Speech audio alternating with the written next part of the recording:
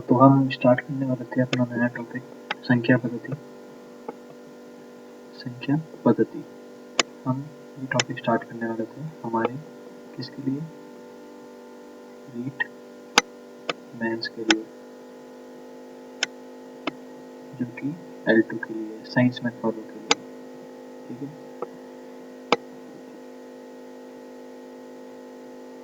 हम इस टॉपिक को कम्प्लीटली पढ़ने वाले हैं और इस टॉपिक के अंदर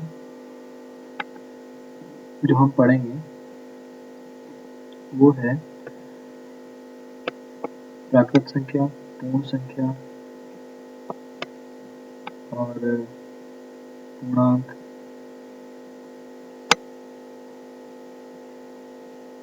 शांत, अशांत,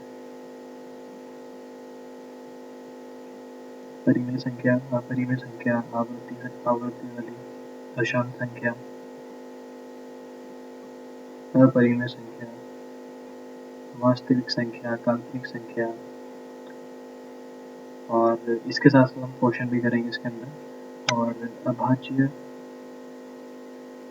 रूढ़ संख्या, सहभाज्य संख्या, भाज्य संयुक्त, यौगिक संयोगी, यौगिक संयोग। फिर हम पढ़ेंगे अभाज्य संख्या कौन कौन सी होती है और 1 से 100 तक की संख्या की गिनती में कितने अभाज्य यौगिक होते हैं। हमने बहुत सारी छोटी छोटी चीज़ें पढ़ेंगी और साथ में हम क्वेश्चन भी करेंगे, और इन क्वेश्चन के साथ साथ आपकी जो मैथ्स की तैयारी है वो बहुत अच्छी हो जाएगी और ये पूरा कम्प्लीटली टॉपिक आपका रेडी हो जाएगा। इसके बाद आपको कुछ पढ़ने की जरूरत नहीं पड़ेगी, बस आप एक पेन पेपर लेके बैठना इस वीडियो को देखते वक्त, मेरे साथ ही सॉल्व करते रहना।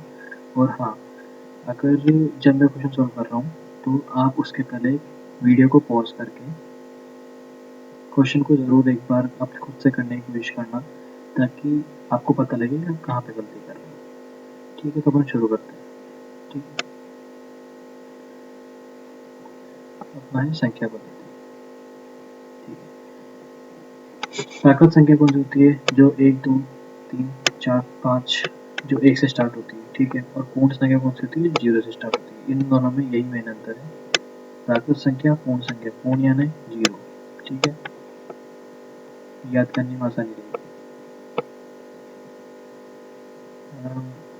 पूर्णांक, पूर्णांक क्या होते हैं, पूर्णांक जैसे कि हम सब जानते हैं, पूर्णांक की छोटी छोटी बातें हैं कि 0 होता है, 3 होता है, इधर ऋणात्मक पूर्णांक होता है, धनात्मक पूर्णांक होता है, धनात्मक पूर्णांक होते हैं, और सबसे बड़ी ऋणात्मक पूर्णांक कौन सी होती है, सबसे बड़ी ऋणात्मक पूर्णांक होती है 1। इधर से इधर जब जाते हैं तो क्या होता है, छोटा होता जाता है, इधर से इधर जाते हैं तो बड़ा होता जाता है। ठीक है, इधर होते जाते हैं तो छोटा होता जाता है, इधर बड़ा होता जाता है, और ये क्या है, उल्टा से ही।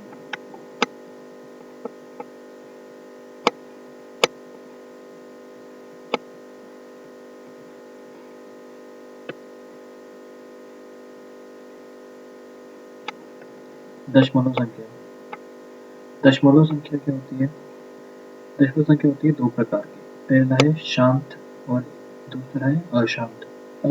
अशांत भी कितने प्रकार के होते हैं, 2 प्रकार के होते हैं, एक तो आवृत्ति वाले और एक अनावृत्ति वाले। आवृत्ति वाले क्या बोलते हैं, आवृत्ति वाले क्या होता है, पूर्ण आवृत्ति युक्त, पूर्ण आवृत्ति युक्त, इसको पूर्ण आवृत्ति युक्त बोलते हैं, इसको पूर्ण आवृत्ति रहित बोलते हैं। ठीक है, जैसे कि अपन 1 में 3 का भाग करते हैं तो 3.3333 आता जाता है, और √2 का वैल्यू जब अपन निकालते हैं तो 1.4142 इस तरह से आता है। तो ये आवृत्ति, इसकी अनावृत्ति हो रही है, अनावृत्ति हो रही है, पर ये क्या है, बढ़ता जा रहा है, और ये क्या है, अशांत है। अशांत है मतलब शांत नहीं हो रहे, बढ़ते जा रहे हैं, बढ़ते जा रहे हैं, और आवृत्ति ये क्या है, आवृत्ति वाली ये है, और ये अनावृत्ति वाला है। आवृत्ति वाला समझ गया ना, 333 बढ़ते जा रहे हैं सारे के सारे। शांत दशमलव संख्या, शांत दशमलव संख्या क्या होती है, शांत दशमलव संख्या होती है जिसके अंदर 2 और 5 का जोड़ा बन जाता है। शांत दशमलव संख्या जिसके हर के अंदर 2 और 5 का जोड़ा बन जाता है। समझाने के लिए उदाहरण देखेंगे अपन, 1/2 is equal to 0.5। अब जैसे इसमें 2 नीचे आ गया और इसमें क्या आ गया 8, 8 भी क्या होता है 2 इंटू 2 इंटू 2 इंटू 2 होता है, ठीक है। तो ये भी क्या आ जाएगा, ये भी क्या आ जाएगा, शांत हो जाएगी ये, और ये भी शांत हो जाएगी, ठीक है। अगर जब मैं इसके जैसे कि मैं उदाहरण दे रहा हूँ कि 4/5, अब ये शांत है और शांत है, तो कैसे करेंगे, डिवाइड करोगे तो होगा 0.8, ठीक है। तो अभी यहाँ पे शांत हो जाएगा ये, तो ये क्या होती है, शांत, शांत दशमलव। इसके बाद दशमलव की वैल्यू नहीं बढ़ रही है, दशमलव के बाद की वैल्यू नहीं बढ़ रही है इसमें।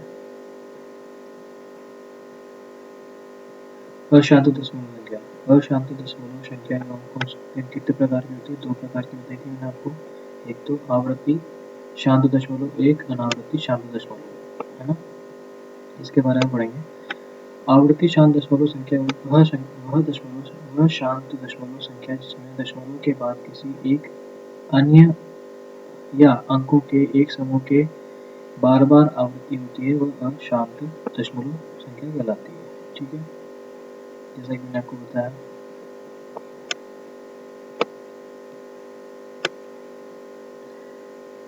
हमने उदाहरण लिया था 1/3 का और 22, ये भी क्या है, अशांत दशमलव संख्या है, ठीक है। क्या है ये, अशांत दशमलव। आवृत्ति अशांत दशमलव संख्या है कौन सी, 22/7, ठीक है। आवृत्ति दशमलव को भिन्न में कैसे बदला जाता है, ठीक है, ये बहुत ही इंपॉर्टेंट है और ये फॉर्मूला आप बिल्कुल याद करके रख लीजिएगा। ये फॉर्मूला बहुत ही ज़्यादा इंपॉर्टेंट है, आप अपने नोटबुक में कम से कम 2 बार तो लिखिएगा इसको। पूरी संख्या माइनस बिना बार वाली संख्या, पूरी संख्या माइनस बिना बार वाली संख्या।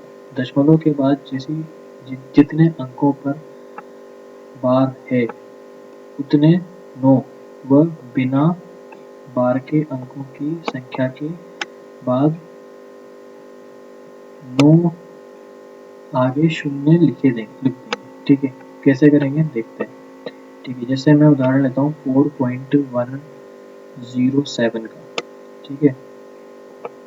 तो अपन ये पूरी की पूरी संख्या यहाँ पे उतारेंगे, ठीक है। अब ये जो बार के अलावा जो संख्या बची यहाँ पे 4 और 1, 4 और 1 को यहाँ पे लिखेंगे माइनस के अंदर, और जो बटा लगाने के बाद जो नीचे वाली संख्या किस तरह से लिख रहे हैं, 9 और 0 वाला कॉम्बिनेशन कैसे बनाएंगे, जितने बार हैं उतने 9 आएंगे और दशमलव के बाद जितनी संख्या बिना बार के है उसमें आएगा 0, ठीक है। मैं दोबारा रिपीट कर रहा हूँ, पहला है 4107 ऐसे कैसे उतार दिया। उसके बाद क्या बचा है इसमें, बार के अलावा कौन कौन सी संख्या बची है, 4 और 1, 4 और 1 को माइनस में लिख दिया, ठीक है।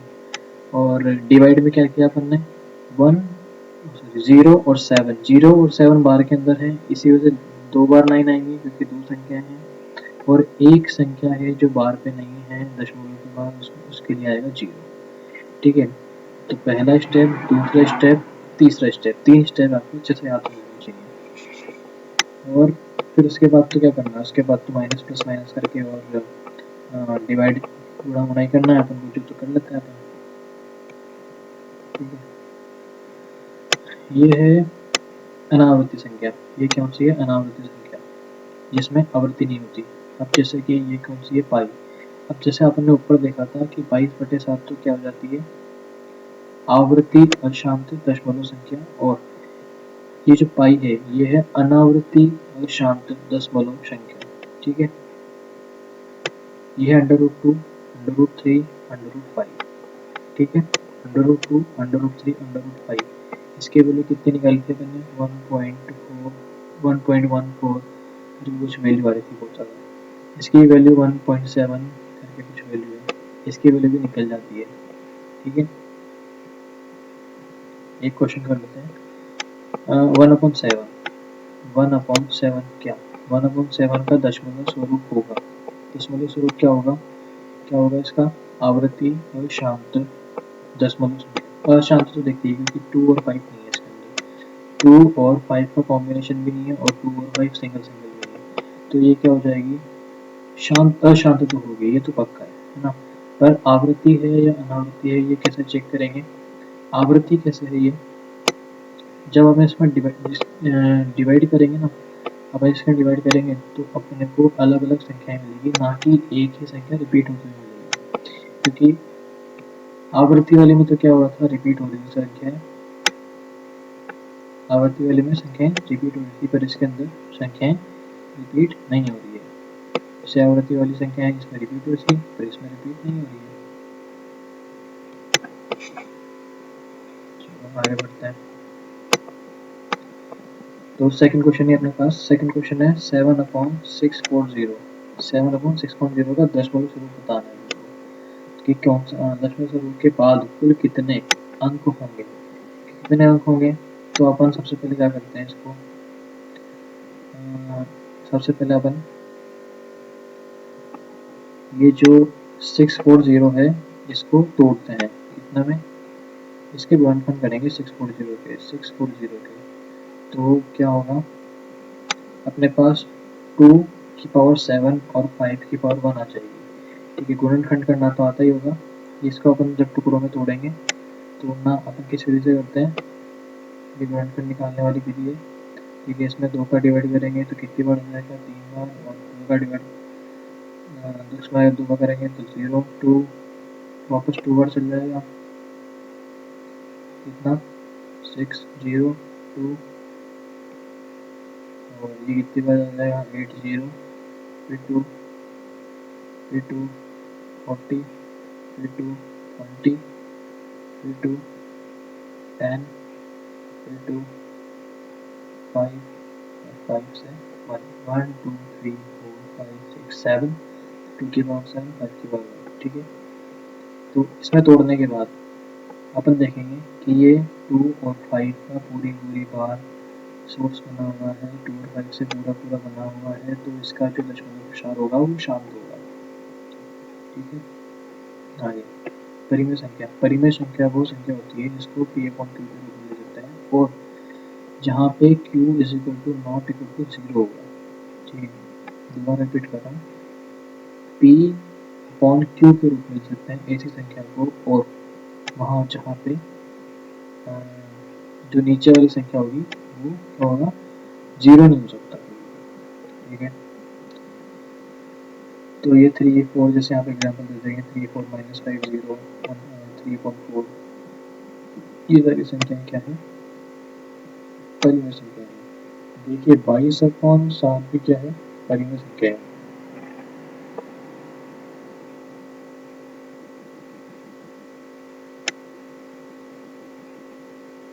ये ध्यान रखिएगा पाई वाला।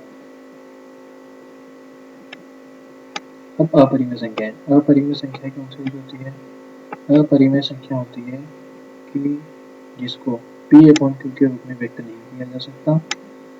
ठीक है, और जहाँ पे q = 0 अपरिमेय संख्या कहलाता है। ठीक है, ये जस्ट ये परिमेय संख्या का अपोजिट है। ये सब अपन को पता है, ये तो थोड़ा सा जल्दी करवाऊंगा। ठीक है, जैसे कि ये वाला जो है आपको याद रखना है, इसके अंदर √2 जितने भी √2 वाली जाती है, जैसे √9, ये बताएगा मुझे √9 होता है नहीं होता, ये नहीं होता। ठीक है, क्यों, क्योंकि √9 की वैल्यू क्या आ जाती है, 3 आ जाती है, तो 3 तो परिमेय संख्या है, ये तो 3/1 के रूप में लिख सकते हैं। ठीक है, वास्तविक संख्याएं, वास्तविक संख्याएं कौन कौन सी होती है, जो नंबर लाइन पे जितनी भी संख्या होती है, अपन ने जितनी भी संख्या पढ़ी है नंबर लाइन पे, जितने भी इसके बीच में जितनी भी संख्याएं हैं, जितनी भी संख्याएं हैं, सारी क्या है, वास्तविक संख्याएं हैं। वो परिमेय हो चाहे अपरिमेय हो, ठीक है, परिमेय संख्या हो चाहे अपरिमेय संख्या हो, क्या है, सम्मिलित रूप से क्या कहलाती है, वास्तविक संख्याएं कहलाती है। ठीक है, जिसके नीचे 0 हो वो भी परिमेय संख्या अपरिमेय संख्या कहलाती है। काल्पनिक संख्याएं, काल्पनिक संख्याएं कौन सी होती है, काल्पनिक संख्याएं वो होती है जो अंडर रूट के अंदर क्या हो जाता है, माइनस आ जाता है, अंडर रूट के अंदर क्या आ जाता है, माइनस, इसको बोलते हैं आयोटा। ठीक है, जैसा कि यहाँ पे लिखते हैं, ये होती है काल्पनिक संख्या, ये सब अपने पढ़ रखा है। ठीक है, अब है अभाज्य रूढ़ संख्याएं, कौन सी, अभाज्य रूढ़ संख्या। अभाज्य रूट संख्याएं। हाँ, अभाज्य बोलते हैं और या फिर रूट संख्याएं बोलते हैं, इनको प्राइम नंबर बोलते हैं इनको इंग्लिश में। प्राइम नंबर क्या होते हैं? या तो प्राइम नंबर कौन होता है, जैसे कि अपन एग्जाम्पल से देखते हैं कि जो एक है न तो भाज्य नहीं अभाज्य, ठीक है। और ये जो एक और दो है, ये क्या है? दोनों अभाज्य संख्याएं हैं। एक और तीन क्या है? अभाज्य संख्याएं हैं। एक दो और चार, एक दो चार क्या है? भाज्य संख्या है। क्यों? क्योंकि इसमें चार में क्या, दो का डिवाइड जा रहा है, ठीक है। ऐसी संख्याएं जिसके अंदर केवल एक के अलावा उस खुद संख्या का भाग जाए और किसी भी संख्या का भाग नहीं जाए तो उसे क्या बोलते हैं? अभाज्य संख्या बोलते हैं, ठीक है। अब जैसे ये 6 है, 6 में तो 3 का भी जा रहा है, 2 का भी जा रहा है, 1 का भी जा रहा है, तो ये तो अभाज्य, ये तो भाज्य संख्या हो जाएगी। अब 1 और 5 है, तो 5 में 5 का जा रहा है और 1 का जा रहा है, तो ये क्या हो जाएगा? अभाज्य संख्या, ठीक है। इसमें लिख रखा है ना, एक ना तो भाज्य संख्या है ना ही अभाज्य संख्या, क्योंकि इसका केवल एक ही गुणांक होता है, ठीक है। ये याद रखना है, ये वाला पॉइंट याद रखना है, ठीक है। एक ना तो भाज्य संख्या है और ना ही अभाज्य संख्या है, क्योंकि इसका केवल एक ही क्या होता है? गुणांक होता है, वो होता है एक। छोटी से छोटी अभाज्य संख्या होती है 2, ये याद रखना है। एकमात्र सम संख्या, एकमात्र सम संख्या भी यही है, ठीक है। एकमात्र सम संख्या ऐसी है जो छोटी से छोटी अभाज्य संख्या है। ये अभाज्य संख्या और सम संख्या दोनों साथ साथ में है। तीन सबसे छोटी विषम संख्या है। तीन क्या है? सबसे छोटी विषम अभाज्य संख्या है। अब तीन सबसे छोटी अभाज्य विषम संख्या है। दो अंकों की सबसे छोटी अभाज्य संख्या, दो अंकों की सबसे छोटी अभाज्य संख्या क्या है? 11 है। दो अंकों की सबसे छोटी अभाज्य संख्या क्या है? 11 है। और सबसे बड़ी अभाज्य संख्या क्या है? 97 है। दो अंकों की सबसे, ये याद रखना है, सबसे दो अंकों वाली संख्या है, ठीक है। सबसे बड़ी और सबसे छोटी क्या है? 97 और 11। तीन अंकों की 110, 101 और 997, 297। एक से 100 तक की अभाज्य संख्याओं का वर्गीकरण। 1 से 25 तक 9 संख्याएं हैं। 1 से 50 तक 15 संख्याएं हैं। 1 से 75 तक 21 संख्याएं हैं और 1 से 100 तक 25 संख्याएं। वैसे तो आपको 1 से लेकर 100 तक की सारी प्राइम नंबर की याद होनी चाहिए, जो कि हम नीचे एक बार करेंगे। ये देखिए, 1 से 100 तक की गिनती में कुल कितनी अभाज्य संख्याएं युग्म होते हैं? अब ये कह रहा है कि अभाज्य संख्याओं का युग्म होता है, ये बताना है आपको कितना होता है। तो टोटल अभाज्य संख्याओं का युग्म कितना होता है? इसके अंदर एक और लाइन जोड़ना कि जिसका अंतर 2 हो, ठीक है, तभी जाके ये आंसर 8 आएगा। कैसा आएगा? ये लिखा हुआ अभाज्य संख्याओं का अंतर 2 हो, ये आंसर लिखा रहा है, इसने ये आंसर लिखा है।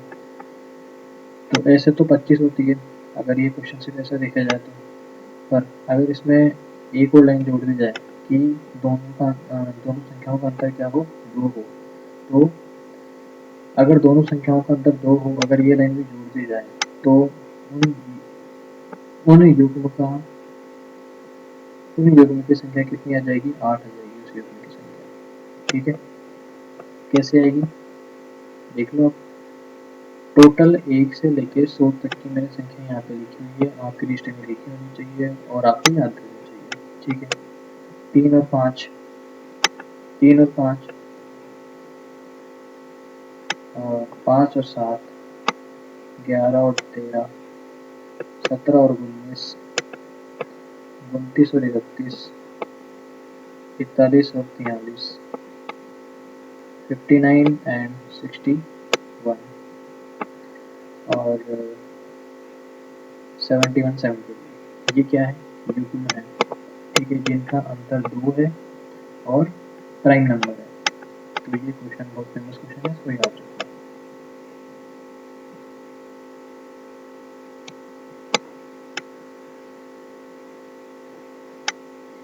निम्न में से कौन सा युग्म सअभाज्य नहीं है?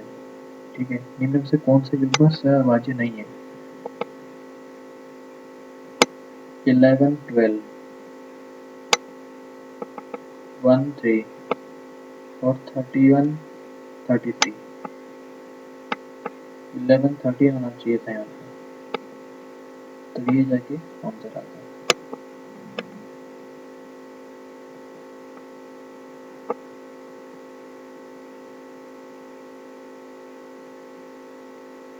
सह-अभाज्य संख्या के बारे में थोड़ा पढ़ लेते हैं अपन। सह-अभाज्य संख्या कौन सी होती है? वह संख्या जिसका महत्तम समापत्तक एक हो सह-अभाज्य संख्या कहलाती है। ठीक है, जिसका महत्तम क्या हो, एक ही होना चाहिए, जिसका HCF क्या होना चाहिए, एक ही होना चाहिए, वो क्या कहलाती है? सह-अभाज्य संख्या कहलाती है। ठीक है, और LCM तो A भी आता है, LCM। ठीक है, सह-अभाज्य संख्या।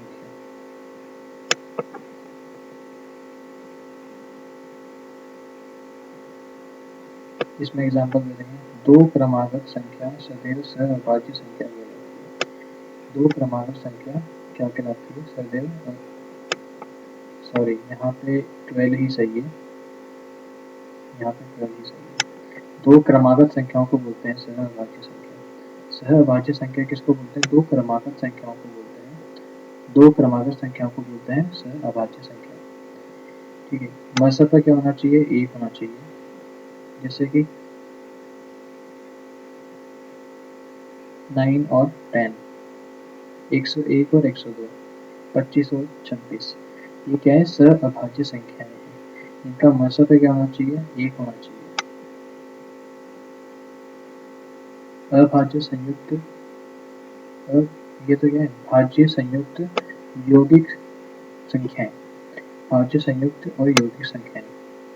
भाज्य संख्या कौन कौन सी होती है? 2, 6, 8। इसमें 2 नहीं है। ठीक है, 2 नहीं है, 2 से अधिक गुणनखंड पाए जाने वाले, 2 से अधिक गुणनखंड पाए जाने वाले को क्या बोलते हैं? भाज्य संख्याएं बोलते हैं। ठीक है, ठीक है, इसमें 1 भी नहीं है, इसमें 2 भी नहीं है, इसमें 3 भी नहीं है, इसमें 0 भी नहीं है। ठीक है, इन सबके क्या होता है? गुणनखंड ही नहीं पाए जाते। इसमें 3 और 1 का गुणनखंड पाया जाता है। ठीक है, तो इसका तो गुणनखंड ही नहीं पाया जाता। अब 4 का तो 2 इंटू 2 होता है ना? 6 का भी होता है, 2 इंटू 3 होता है 6 का। ठीक है, सबसे छोटी भाज्य संख्या कौन सी है? सबसे छोटी भाज्य संख्या है 4, याद रखिएगा। सबसे छोटी सम भाज्य संख्या भी क्या है? सबसे छोटी समभाज्य संख्या भी कौन सी है? 4। सबसे छोटी विषम भाज्य संख्या कौन सी है? 9। सबसे छोटी विषम भाज्य संख्या कौन सी है? 1 अंक वाली। 1 से और 100 तक भाज्य संख्याओं का वर्गीकरण। 1 से 100 तक भाज्य संख्याओं का वर्गीकरण 15, 34, 53 और 74। तो 100 तक कितनी संख्या होती है? 74 संख्या होती है।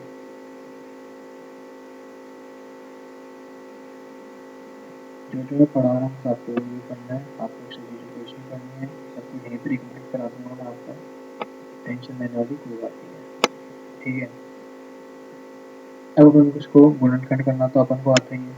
ये विधि तो अपन को पहले से आती है कि 2 का अपन भाग देते हैं, इसमें 7 में तो कितनी बार जाएगा? 3 बार। फिर यहाँ पे 1 हासिल आ जाता है। तो ये तो मैं आपको नहीं सीखना, ये आपको आना चाहिए।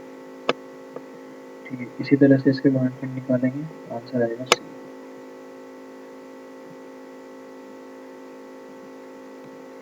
36 के विभिन्न अभाज्य संख्याओं 36 के विभिन्न अभाज्य संख्याओं की संख्या ज्ञात करें। अब 36 के अभाज्य संख्याओं की संख्या कितनी होगी?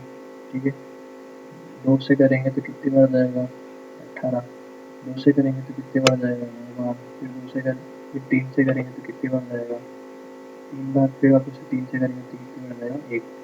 1, 2, 3, 4 कितनी संख्या हो जाएगी? ये देखिए नीचे 2 इंटू 2 3 इंटू 3। विभिन्न भाजकों की संख्या कितनी है? 2। ठीक है, अभाज्य भाजकों की संख्या कितनी है टोटल? 2। इसमें बी आंसर आएगा। कौन कौन से हैं दो अभाज्य? एक तो है 2 और एक है 3। ठीक है, गुणनखंड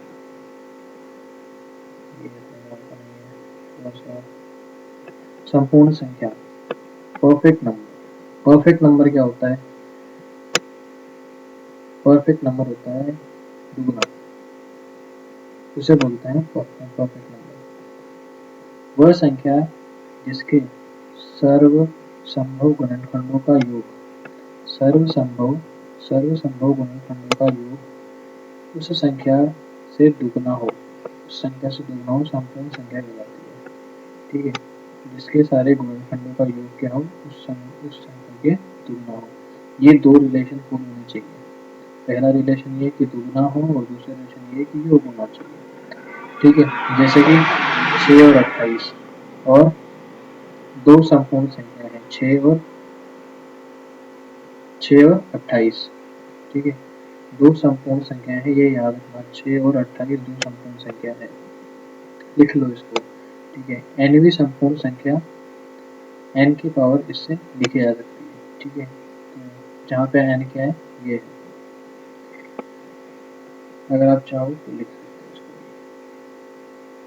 क्या ये, अगर n का मान 2, 3, 5, 7 अभाज्य संख्या है तो उसकी संपूर्ण अभाज्य संख्या को इस तरह से लिख सकते हैं। निम्न में से संपूर्ण संख्या नहीं है, इसमें से संपूर्ण संख्या कौन सी नहीं है?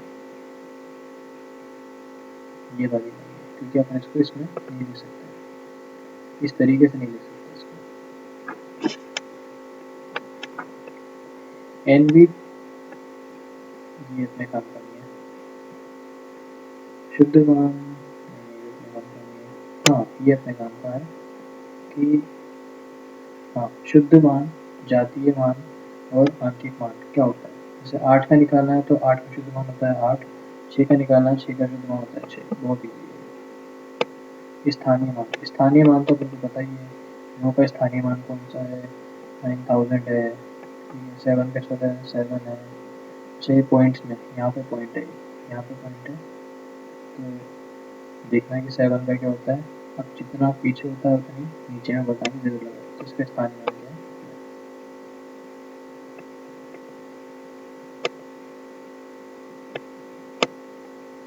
पूर्णवर्ती संख्या, पूर्णवर्ती संख्या, पूर्णवर्ती संख्या और अनुवर्ती संख्या। पूर्णवर्ती संख्या क्या होती है? जैसे मैंने 8 ले लिया तो इसकी पूर्णवर्ती संख्या क्या होगी? 7 होगी, और अनुवर्ती संख्या क्या होगी? 9 होगी। ठीक है, आगे और पीछे की संख्या होगी। सम संख्या तो मतलब 0, 4, 6, 8 ये सब। ठीक है, विषम संख्या कौन सी है? 1, 3, 5, 7, 9। ठीक है, और हाँ अब ये इम्पोर्टेंट है थोड़ा सा कि 2 से भाजकता का नियम आपको पहले पढ़ लिया होगा, 3 से भाजकता का नियम आपने पढ़ लिया होगा कि सारी संख्याओं का योग कर देते हैं। और 2 में क्या होता है कि जिसके पीछे 0, 2, 4, 6 आता है वो 2 से विभाजित होती है। और 3 से विभाजित संख्या कौन कौन सी होती है? जिनका योग करने के बाद 3 से विभाजित, जिनका योग 3 से विभाजित होता है उनको क्या बोलते हैं? जैसे मैंने लिख लिया यहाँ पे 6, 8, 1, 9। ठीक है, अब मुझे अब आपको बताना है कि ये 3 से विभाजित है कि नहीं। ठीक है, तो पहले आप इन सबका योग करोगे। 9 एंड 6 कितना? 9 एंड 1 कितना हुआ? 10। 10 और 8 18, 18 और 6 क्या हुआ? 18 और 6 हुआ 24। 24 में 3 का डिवाइड जाता है, 3 में 3 का डिवाइड होता है, नहीं होता? होता है। ठीक है, तो ये क्या हो जाएगा? ये पूरी संख्या क्या हो जाएगी? 3 से भाज्य हो जाएगी। ठीक है, 4 से भाजकता का नियम क्या होता है? 4 से भाजकता का नियम होता है कि अंतिम 2 अंक से बनी संख्या यदि 4 से विभाजित है, जैसे अब ये वाली संख्या है तो ये लास्ट में जो 2 अंक है इसके 1 और 9, ये 4 से विभाजित है कि नहीं है? नहीं है। तो इसमें क्या है? 4 से, इसमें 4 का भाग नहीं जाएगा। ठीक है, 5 से विभाजित का नियम 0 और 5 आना चाहिए लास्ट में। यहाँ पे ये 9 है, वहाँ पे क्या आना चाहिए 0 और 5 आना चाहिए। 7 से भाजकता का नियम, 7 से भाजकता का नियम ये है कि जो अंतिम संख्या है उसको दुगुना करके शेष संख्या में घटाया जाता है। तो ये 6819, ठीक है। तो ये जो अंतिम संख्या है इसे 2 से मल्टीप्लाई करके शेष संख्या में माइनस किया जाता है। 2 का 2 से मल्टीप्लाई करें तो क्या आ जाएगा 18, 18 को इससे माइनस करेंगे तो क्या आएगा, 18 को इसके माइनस करेंगे तो क्या आएगा 17, 1 माइनस, ठीक है। तो ये कितना हो जाएगा 11, 11 माइनस 8, 3,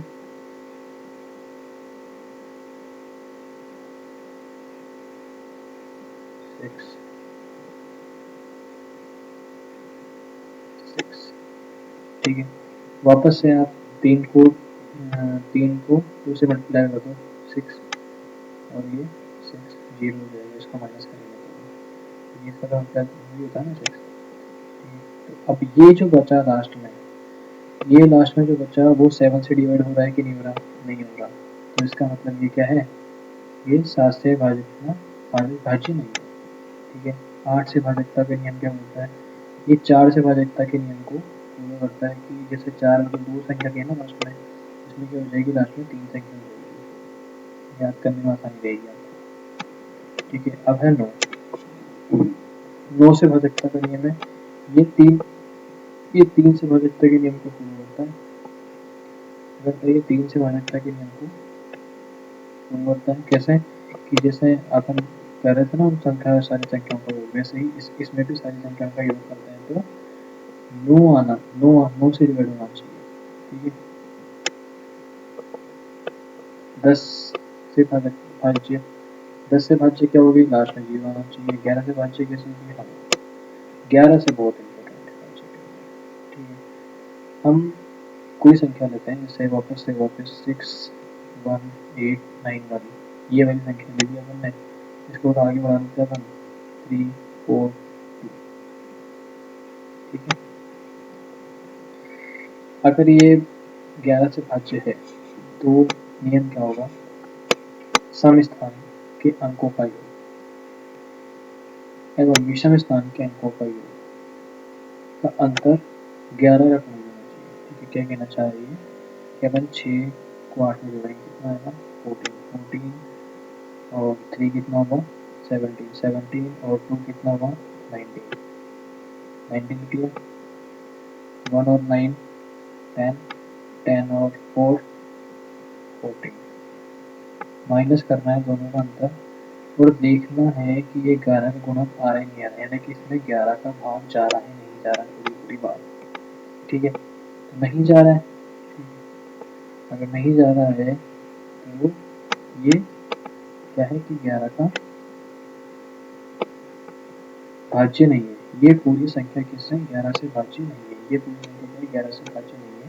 इसमें 11 के बाद, अगर इसमें 11 के बाद चल जाता है, जैसे ये 14 आया ना योग इसका, तो अगर इसका योग 14 नहीं आके,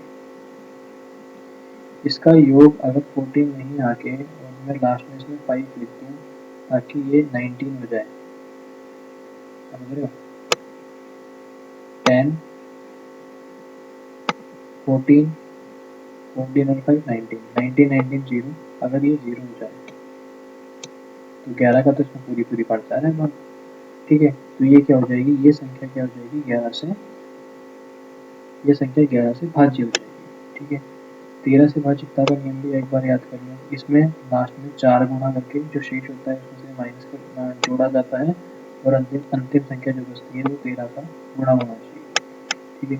17 का भाज्य और 19 का भाज्य, इसी तरह से आप पढ़ सकते हो।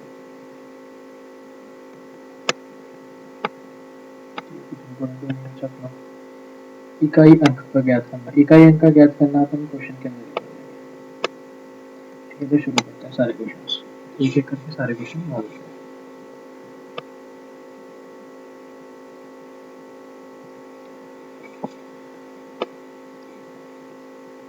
परिमेय संख्या का दशमलव प्रसार निम्नलिखित के बाद समाप्त हो जाता है। निम्नलिखित के बाद समाप्त हो जाता है। 1 दशमलव स्थान, 3 दशमलव स्थान, 2 दशमलव स्थान, 3 दशमलव से अधिक स्थान तक। ठीक है, तो ये कैसे करेंगे अपन? 2 दशमलव स्थान तक। ठीक है, तो यहाँ पे 5 है ना, तो 5 इंटू 2 कितना हो जाएगा? नीचे क्या बन जाएगा? 10, नीचे क्या बन जाएगा? 2, और ऊपर क्या बन जाएगा? 3। तो ये क्या आ जाएगा? 3.3 आ जाएगा, क्योंकि 1 को 2 5 से मल्टीप्लाई कर दिया, और 3.3 इसका डिवाइड करेंगे तो क्या आएगा? इसका डिवाइड करेंगे तो 2 1 2, 2 एकम 2, कितनी बार गया? 1, और कितनी बार जाएगा? 12, पॉइंट की जगह पे पॉइंट, और लास्ट में कितना बच जाएगा? 1 और 0 लगाएंगे तो कितना आ जाएगा? 5 बार। तो क्या आ जाएगा? 2 के साथ। किसी पूर्णांक m के लिए प्रत्येक सम पूर्णांक निम्नलिखित रूप का होगा। ठीक है, कोई पूर्णांक है, उसके लिए सम पूर्णांक किस रूप का होगा? सम पूर्णांक देखो, अब देखो इसको कैसे करेंगे अपन। ये जैसे इसमें अगर मैं 1 की वैल्यू रखता हूँ ना, तो 1 क्या होता है? अगर इसकी वैल्यू मैं 1 रख दूंगा, वैल्यू पुटिंग से करेंगे इसको। अगर 1 रख दूंगा तो 1 रखने के बाद क्या हो जाएगा? ये सम बनेगा कि नहीं बनेगा? तो ये नहीं है। ठीक है, इसमें अगर 1 रख दूंगा तो बन जाएगा कि ये है। ठीक है, ये भी 2 बन जाएगा, ये भी है, और ये बन जाएगा 3, तो ये नहीं है। अब तो मेरे पास 2 बचे, तो इन दोनों के अंदर 3 रख लो। ठीक है, अगर मैं इसमें 3 रखूंगा तो क्या बन जाएगा? इसमें 2 रख लो, 2 रखो, फिर बाद में 2 दूनी 4 बन जाएगा, और ये कितना बन जाएगा? 2, तो ये बन जाएगा 3। तो ये तो नहीं है, ये है। अब इसमें कितना भी रख लो, 4 रख लो, 5 रख लो, 6 रख लो, तो ये क्या हो जाएगा? सम संख्या देगा हमेशा। किसी पूर्णांक q के लिए प्रत्येक विषम पूर्णांक निम्नलिखित रूप का होता है। तो विषम पूर्णांक किस रूप का होता है? अगर सम पूर्णांक 2m का है तो विषम पूर्णांक क्या होगा? 2q + 1 का ही होगा, क्योंकि सम के बाद ही विषम संख्या आती है। 2 के बाद ही 3 आता है, 2 के बाद ही 3 आता है, 4 के बाद ही 5 आता है। ठीक है, यही तो विषम संख्या है सारी। एक शून्येतर परिमेय संख्या और एक अपरिमेय संख्याओं का गुणनफल होता है। क्या होता है? एक शून्येतर परिमेय संख्या और एक अपरिमेय संख्याओं का गुणनफल क्या होता है? शून्येतर का मतलब है यहाँ पे कि जो शून्य नहीं है। ठीक है, शून्येतर का मतलब है जो शून्य नहीं है। और एक अपरिमेय संख्या √2, √5, √6 इस तरह की संख्या है। अगर इनका अपन मल्टीप्लाई करते हैं अशून्य संख्या में, जैसे 2, 4, 6, 8 किसी में भी, ठीक है, तो वो क्या होती है? सदैव अपरिमेय संख्या होगी। ये 2 से अगर आप 5 को मल्टीप्लाई करोगे तो क्या आ जाएगा? 2√5, और ये भी तो अपरिमेय संख्या होती है। जहाँ पे अंडर रूट आ जाता है, अंडर रूट नहीं हटता है, वो क्या हो जाती है? अपरिमेय संख्या होती है। ठीक है, परिमेय संख्याओं का दशमलव प्रसार निम्नलिखित किन दशमलव स्थानों के बाद समाप्त हो जाएगा? ठीक है, तो 1 4 5 8 7 1 5 2 0। तो इसमें क्या कर देंगे अपन पर भी? अब ये क्या है कि कितने से बना है? 25 इंटू 5 इंटू 5 इंटू 2। ठीक है, ये इसका गुणनखंड है, तो 5 कितने हो जाएंगे? 1 2 3 4, 5 की पावर 4, 2 की पावर 1, तो 5 की पावर 4, यानी कि 5 की पावर 4 कितने 2 चाहिए इसको? 4 2 चाहिए 0 होने के लिए। ठीक है, इनका मल्टीप्लाई क्या हो जाएगा? ये हो जाएगा, है ना? 4 नहीं 3 ही चाहिए, तो इन सबका मल्टीप्लाई क्या हो जाएगा? ये हो जाएगा, तो 4 दशमलव होता है। ठीक है, 4 0 आ रही नीचे, तो 4 दशमलव तो चल जाएगा ऊपर। दो परिमेय संख्याओं के बीच में अपरिमेय रूप से परिमेय संख्या होती है। ठीक है, ये तो आपको पता है। प्रत्येक परिमेय संख्या है, प्रत्येक परिमेय संख्या है एक वास्तविक संख्या, क्योंकि वास्तविक संख्या परिमेय, अपरिमेय, परिमेय और अपरिमेय भी तो क्या होती है, वास्तविक संख्या होती है। एक परिमेय संख्या का दशमलव निरूपण नहीं हो सकता, एक दशमलव निरूपण नहीं हो सकता। क्या नहीं हो सकता? दशमलव निरूपण, अशांत अनावृत्ति नहीं हो सकता। किन्हीं दो अपरिमेय संख्याओं का गुणनफल होता है, दो अपरिमेय संख्याओं का गुणनफल, दो अपरिमेय संख्या √2 मल्टीप्लाई करूंगा तो क्या आएगा, √4, इसकी वैल्यू होती है 2। ठीक है, तो परिमेय भी हो सकता है। ठीक है, और √2 इंटू √3, दो अपरिमेय संख्या क्या आएगा, √6। अपरिमेय भी हो सकता है, यानी कि परिमेय होगा, परिमेय नहीं हो सकता। आगे बढ़ते हैं। √2 का दशमलव प्रसार, √2 का दशमलव प्रसार क्या होगा, एक शांत दशमलव, अशांत दशमलव, अशांत आवृत्ति 1.4, ये तो शांत कर दिया इसने, एक अशांत अनावृत्ति होगा। ठीक है, क्योंकि आवृत्ति थोड़ी होगी इसकी, अनावृत्ति थी, उसमें अलग अलग अक्षर आ रहे थे इसके अंदर, अलग अलग संख्याएं आ रही थी। सॉरी, निम्न में से कौन सी एक अपरिमेय संख्या है, निम्न में से कौन सी एक अपरिमेय संख्या है, कौन सी एक अपरिमेय संख्या है, देखना जरा। 2/9, 2/3, इसकी वैल्यू हो जाएगी 2, इसकी वैल्यू हो जाएगी 3, √7, हाँ ये है। ठीक है, अपरिमेय संख्या, अब ये इसका थोड़ी ना हो सकता है, इसका देखना जरा, इसमें क्या है, √3 इंटू, मैं 12 के फैक्टर कर रहा हूँ, √3 इंटू √4 अपॉन √3, तो ये √3 से √3 बढ़ जाएगा और 4 की वैल्यू जाएगी 2। ठीक है, और ये क्या है, इसकी वैल्यू 9 है।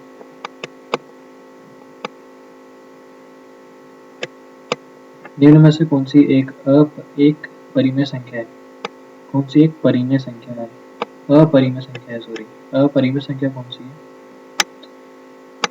जो आवृत्ति वाली संख्या है वो अपन ने किसमें पढ़ी थी, परिमेय में पढ़ी थी, क्योंकि इसको अपन P/Q के रूप में लिख सकते थे, है ना।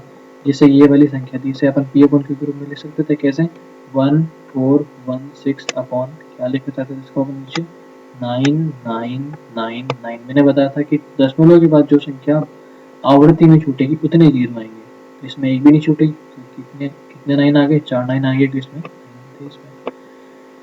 ठीक है, अब इसके अंदर आवृत्ति क्या हो रही है, अनावृत्ति हो रही है ना, अनावृत्ति हो रही है और रिपीटेशन हो रही है इसके अंदर। इसके अंदर क्या होगा, रिपीटेशन नहीं हो रही है। √2 और √3 के बीच एक परिमेय संख्या है। एक बार मैं आपको दोबारा ऊपर लेके जाता हूँ, एक चीज बताता हूँ।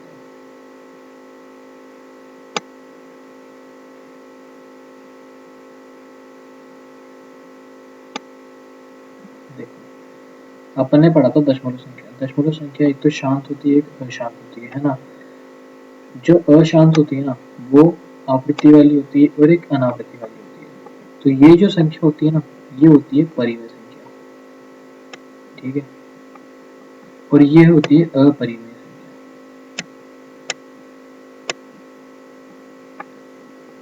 अब इसके अंदर एक और जो है,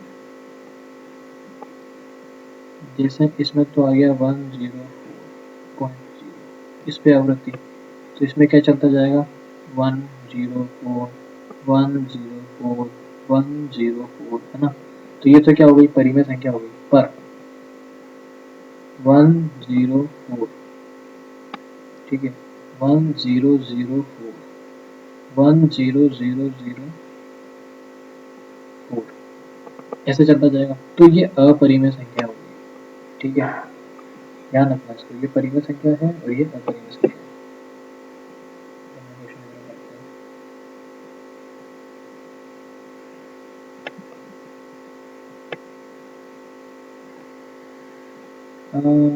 पी अपन क्यू के रूप में व्यक्त किया जा सकता है, और पी और क्यू, जहाँ पे क्यू नॉट इक्वल टू 0, ये क्या कौन सी संख्या होती है, परिमेय संख्या होती है। आगे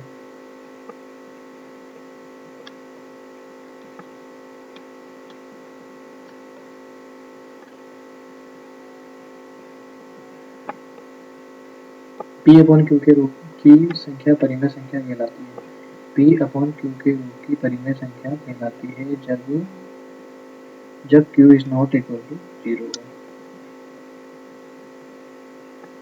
-1 का व्युत्क्रम, -1 का व्युत्क्रम कैसे निकालते हैं आप, -1 का व्युत्क्रम निकालना, ठीक है, इसको नीचे भेज दो, 1 के नीचे भेज दो, तो 1 अपॉन -1 कितना होता है, -1, इसका आंसर नहीं। इसमें से कौन सी संख्या निकालनी है आपको, परिमेय संख्या नहीं है, परिमेय संख्या नहीं है, कौन कौन सी नहीं है। अब 3 का 9 प्लस 16 अंडर रूट करेंगे 25, 25 किसका होता है, 5 का होता है, तो ये तो परिमेय संख्या है। ये क्या है, 1296, 1296, ये क्या है, 5, 25, 25 इंटू 5 है ना, 25 इंटू 5 अंडर रूट करेंगे, 25 तो 5 आ जाएगा, और ये बाद में अंडर रूट हो जाएगा, तो यही है।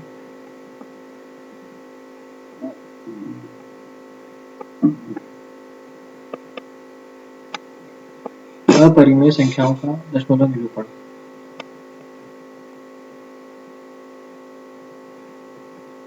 अपरिमेय संख्याओं का दशमलव निरूपण क्या है, दशमलव निरूपण, अपरिमेय संख्याओं का दशमलव निरूपण क्या होता है, शांत, अनावृत्ति, अशांत, आवृत्ति, अशांत।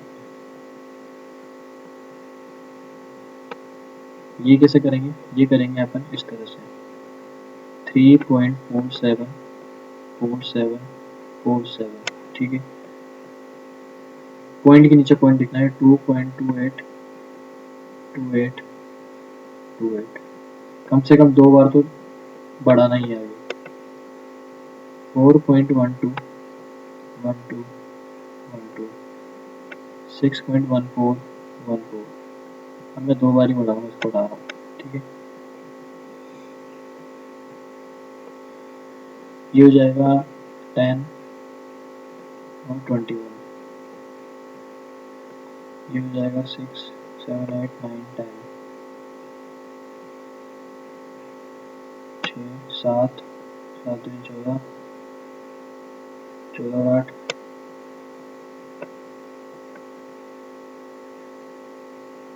22, 6 7 8 9 10,